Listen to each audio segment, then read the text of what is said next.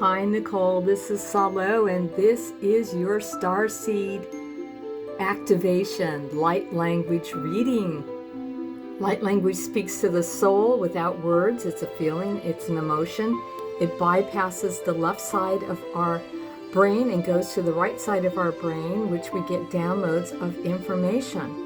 The right side is feelings, emotions, and our intuition. It's symbol, it's our artistic and creative side. So light language, my guide said, exists across the universe. It's much easier to get jam-packed of information in a symbol than it is just with one word.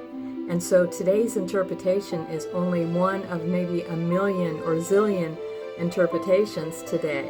So every time you look at this light language, it will give off a spark of light into your DNA to help you remember who you are. Different scenarios that are going on in your life. When you need clarity or an answer, just look at the light language and just kind of meditate on it. You don't have to understand it. It goes to our subconscious mind, and then it starts to bring forward the consciousness and the remembering of the starseed that you are. My guides say that you have a lot of spirituality in your past lifetimes. You have been a Franciscan monk, you have been a reverend, and a lot of that information and free-flowing information comes through the light language here that is usually from Sirius, Lyra, and the Pleiades, the planet, the Seven Sisters. And this is some of the Lyrian free-flowing, with spirituality and music and our intuition. And the Pleiades, they use a lot of their intuition to have telepathy. And this is that part of the reading. And so you've also been a Buddhist monk in India. You've been a Jewish rabbi. You have been around the globe and worked the philosophy and spirituality in practically every religion. You've always been in a search of truth. You like people to be truthful to you, and you want to understand the truthful meaning of the universe and reach enlightenment. Well, guess what? In your past lifetime, you've reached enlightenment, being all that Buddhist monk and Franciscan monk and reverends and stuff, and you knew what that was. But a lot of times the village fed and clothed you and took care of you and gave you donations to the church and everything, so you were taken care of by the community, and from that was great.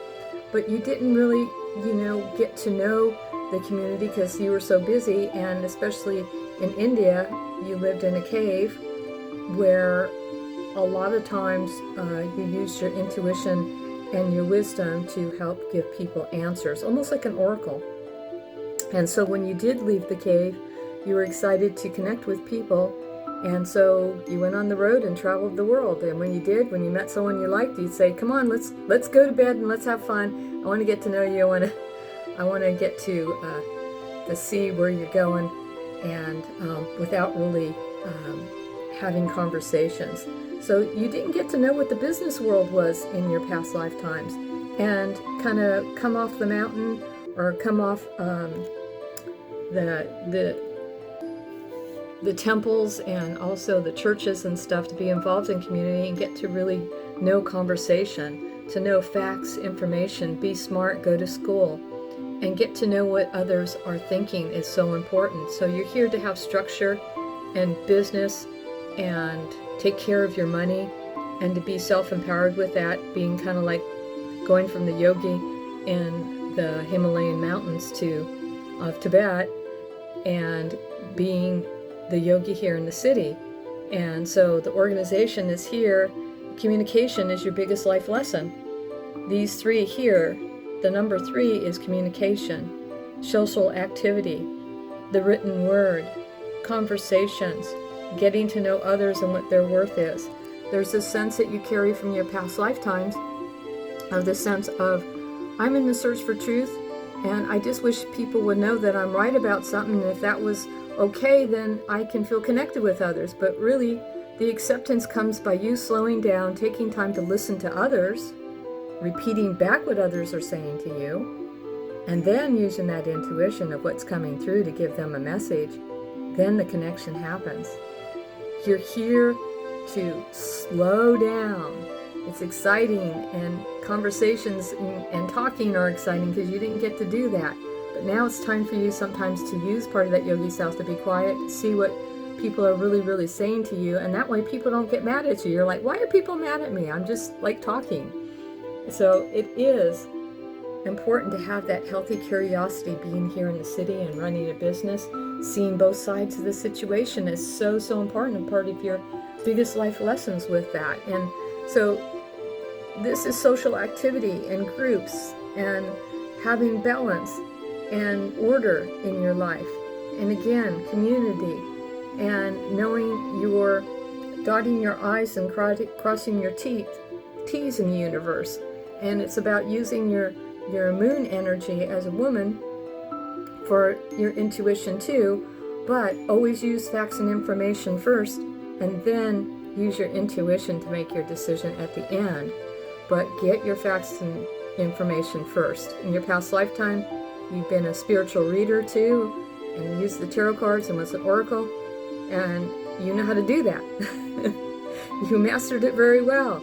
But now it's like, now you're going to master the business world, logic, facts, information, mathematics, conversations, being smart, and slowing down and listening to others is so, so important in the universe. And so through that, you will go through many gateways and timelines, and from that, as you get older, you will begin to balance what you already know with the free flow intuition and your religions and spiritualities from past lifetimes to now being organized,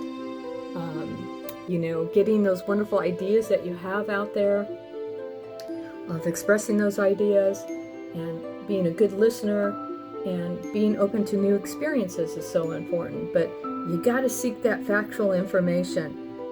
That is part of your biggest life lesson. And from that, your guides and angels, this is your guides coming in with your spaceship and signaling that information, that communication is so important. Slow down, look at people in their eyes. If there's something you don't understand, ask them to repeat the question or what they were saying so there's no misunderstanding. It's so, so important. And it's like, also don't take shortcuts. Do a step-by-step occurrence, and it's about the journey and not the destination or the goals in this lifetime. There's many ways up the mountain, as they say. But you are born on an 8th day in the universe with your birthday, and it is about having balance. If you put the number 8 on its side, it's the infinity sign. It's about balance between work and play. But also it's a business number. It's about dotting your I's and crossing your T's, and don't skip the steps, and learn something really well, be really smart at it, and watch the magic and the money coming in and you feeling accepted. And it's like this sense of, if I have all the answers, people will value me. But no, you be smart. You just keep your eyes on your own paper, do your work, do your genius information, and people will accept you, especially if you take the time to listen. It's so important to listen in this lifetime. I can't say it enough. So, and make sure that, there's not a sense of needing to be right in this lifetime. You were right in past lifetimes. You were really good at it. Now it's the time to see the other side of the coin, how other people think, how other people live, and do all that important information with this goal of learning it and taking it in and being the totality of who you are. Because I write this in many of the light languages. Here's the totality of everyone's lifetime. Here are these symbols my guide said. This is the starseed symbol from Australia, and it's using the balance of our feelings and emotion in a blue sea of water.